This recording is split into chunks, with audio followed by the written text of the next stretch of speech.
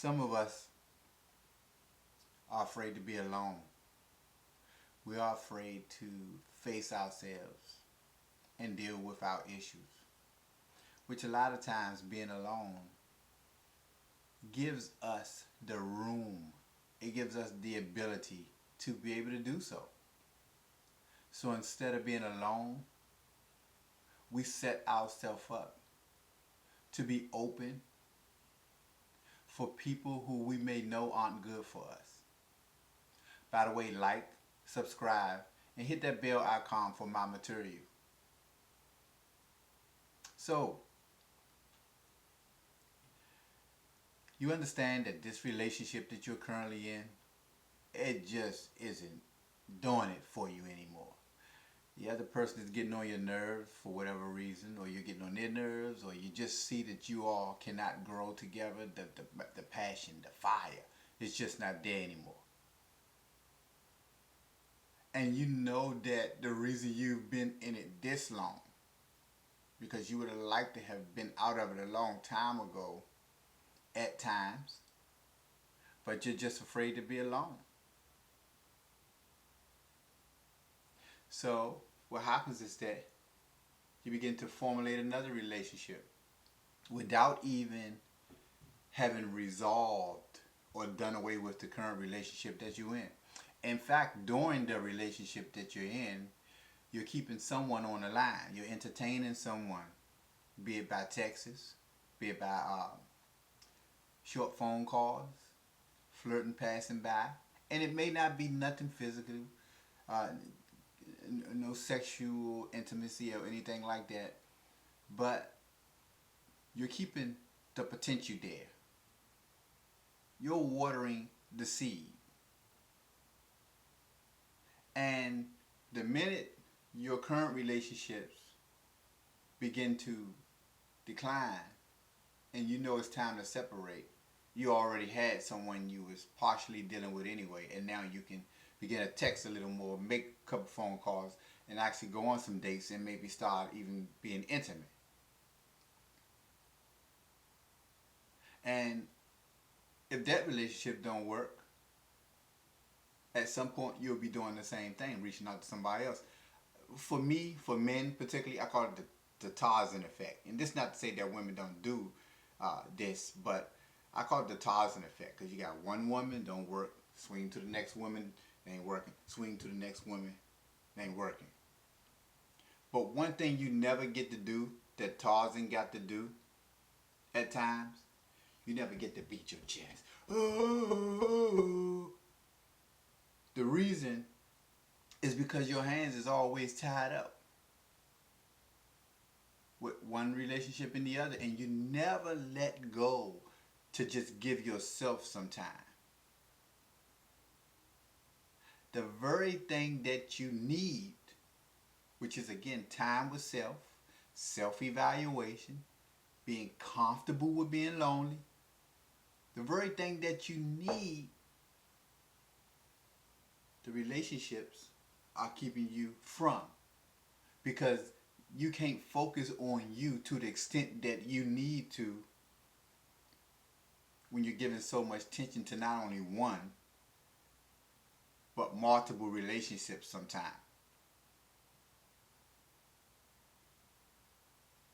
So it is important to first find everything that you're looking for in you, be it happiness, be it peace, be it contentment. You find those things in you, and then there's someone out there that you will allow the privilege to share them, to share. They add to your happiness, they add to your peace.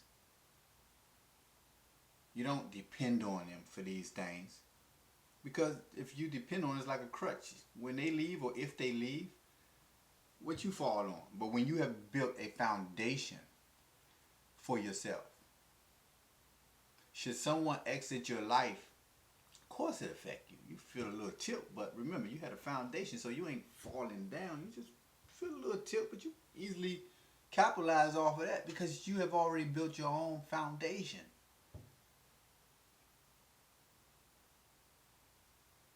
And being afraid to be lonely, to be single, to not have that person there with you or someone there with you, it kind of it sets you up because you're vulnerable. You're vulnerable to that 3 o'clock in the morning booty call. You're vulnerable to that text that just happened to come through the day. And you know this person was never good for you. You all have already tried it more than once. But here come that text. And you may can even avoid it during the daytime, but as the night settle in, you get to thinking, and the next thing you know, it's like, what you doing? You hit them with, you know the acronym WYD. What you doing? And the next thing you know, you're showing up, you're repeating the cycle, and then when it's all said and done, and that person is walking back out your door, and this was just a moment of sex, a moment of pleasure, a moment of communication, and now you're feeling a little bad, like maybe I shouldn't have done that. And at least what you're doing, because maybe you enjoyed the moment and you are mature enough and emotionally stable enough to separate your feelings and say, okay, that was just a good time. That's not going to be my woman. That's not going to be my man. I don't have to feel too guilty or irritated or feel like I fell off my horse because I allowed this to happen knowing that it isn't going anywhere. But at least you're keeping a habit going, a habit that is detrimental. And you are avoiding dealing with yourself inside that loneliness, inside that void. Because that's what you need to do, and that's where you need to deal with it at. You need to deal with the loneliness when it's there. You need to be able to say no to the what you doing and come get me and can I be on my way. You need to be able to say no to that and deal with yourself. And this isn't to say that one way or the other you shouldn't be dealing with anyone while you're dealing with yourself.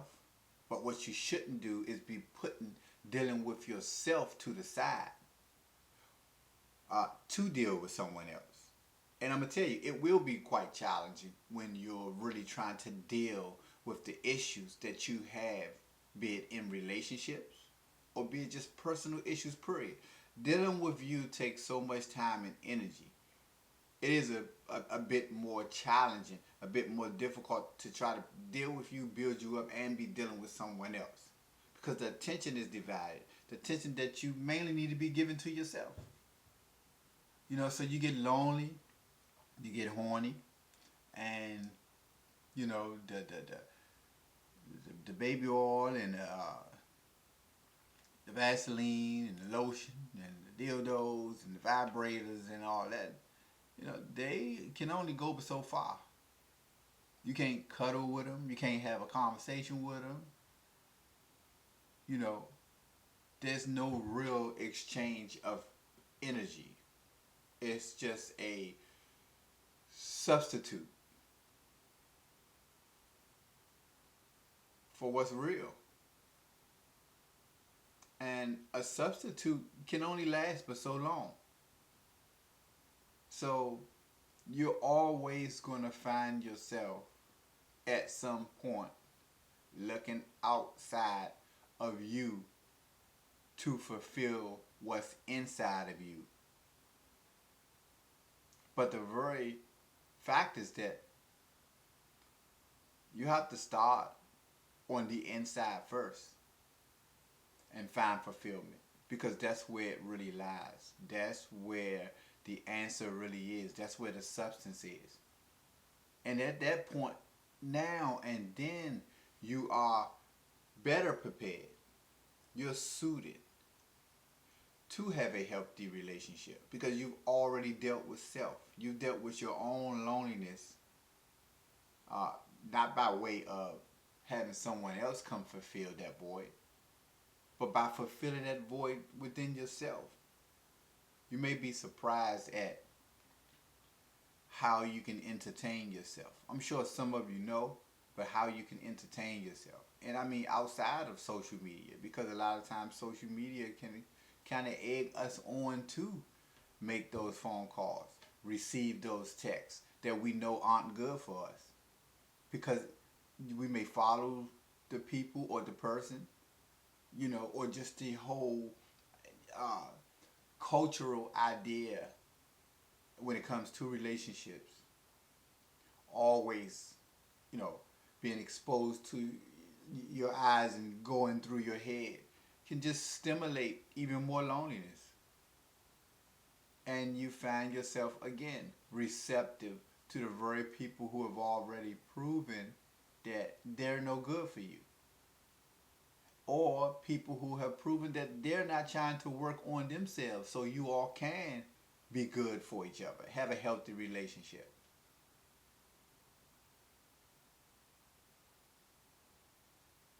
It's important that we work on ourselves even more than we work on regular jobs. It's important that we work on ourselves, that we love ourselves, that we care for ourselves, etc., etc., etc. First, it's important that we are charged. So that if we need to lend some energy to someone else, it'll actually be some there. I used to wonder what was the scripture in the Bible, and I don't want to get very technical when it comes to the Bible, but just to make the point, let's say my cup or your cup shall surely run over. It's like, won't that be wasted substance for it to run over? Why do I need it to run over? Well, my own interpretation of it, in a way I prefer to look at it, is that you got so much that you got more than enough with, so you can give it to other people. So it's actually not wasted. The run over is what I'm giving. And if I gotta even dip into my own to give out even more, I'm just that full.